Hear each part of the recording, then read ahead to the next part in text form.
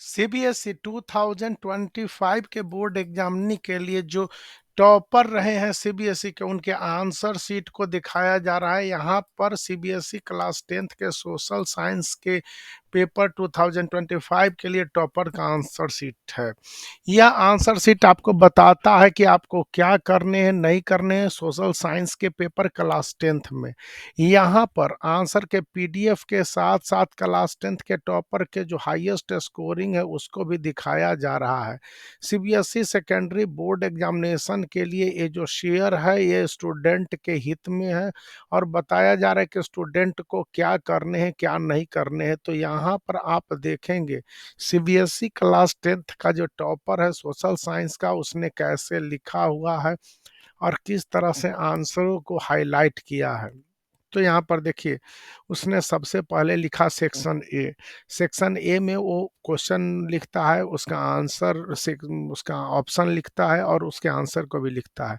यहाँ पर ये दोनों याद रखने हैं कि यदि एक सही और दूसरा गलत तो मार्क्स कट जाएंगे, लेकिन काफ़ी सफलता के साथ इसने लिखा हुआ है क्वेश्चंस के आंसरों को। और ये जो आंसर्स हैं 1 2 3 4 करके और इस तरह से चेक किया गया है। चूंकि यहाँ पर मार्क्स दिए जाते हैं तो इसके मार्क्स को इरेज कर दिया गया है, 1 1 करके मार्क्स दिया गया हो। फिर यहाँ पर देखिए बच्चे गलती हुई और उसे काट दिया। फिर उसने जितने भी आंसर्स हैं उसको लिखा यहाँ पर। असर्शन एंड रीजन वाले थे कि बोथ आंसर सही और सब सही हैं तो फुल मार्क्स मिले हैं।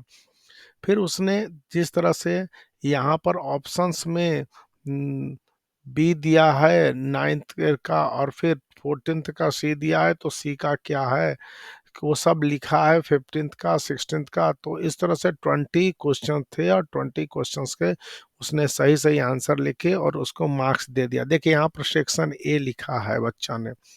अब सेक्शन ए लिखने के बाद सेक्शन बी पर आइए तो देखिए उसने 25 नंबर क्वेश्चंस को लिखा। तो पहले उसका भूमिका बनाया है कि Indian folklore and symbols are strengthening the idea of nationalism during 20th century in the following veg.